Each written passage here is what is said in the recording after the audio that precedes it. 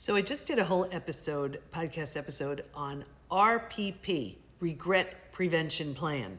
And I talked about all the ways we can clean up a regret that we have and how we can plan to minimize our regrets going forward. So I just want to give you a brief summary of it. Check it out. It's going to be episode 370 something. I'm not sure.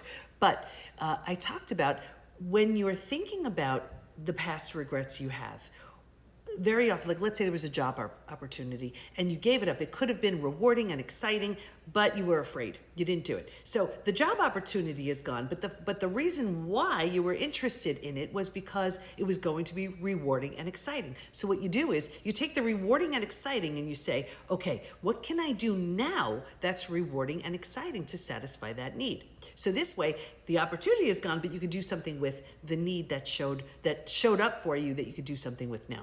You can also look back, and if you regret that you said something, that you did something, clean it up. What can you do to clean that up? Can you go to that person? Can you, even if it was a misunderstanding, like let's say a friend misunderstood something, or a coworker, whatever it is. And I'm talking about anything from the mild to the really big. When it comes to betrayal, it's going to take more than that. But at least making that attempt to clean it up is doing something with that regret instead of just sitting with the regret. And I talked about all kinds of ways we can do that. Then I talked about that RPP, the Regret Prevention Plan. What are some ways you can do that? Well, you look ahead and you say, before you say something, before you do something, how will this land?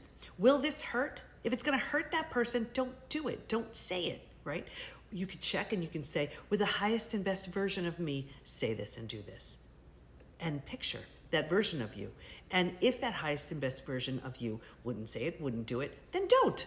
Another thing that I talked about was when you look back at your behavior now, like let's say you do something, you say something today, and then you go 10 years into the future and you look back. Would that version of you be proud of how you handled this moment, this experience? So if the answer is no, then instead of having the regret 10 years from now, don't do that thing. So two things. We want to clean up in some way what we've done in the past by, if it was a certain emotion we were going for, satisfy that emotion in a healthy way now. If it was saying or doing something that was very hurtful, clean it up. So you're doing something with that feeling of regret instead of just having that feeling of regret.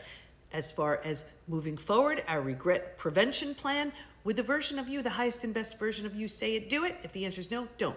How will this land? If it would hurt, don't do it, right? If it lands well, go for it, right?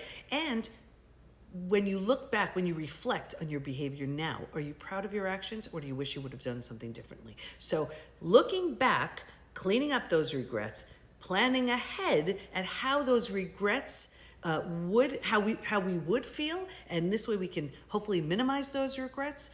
We have a plan going forward. So check out that podcast episode coming up in a few weeks, but this is a little preview of it, and hopefully it'll minimize some regrets that you have going, in the past, and you can clean those up, and going forward, a way to prevent them entirely. I hope that helps.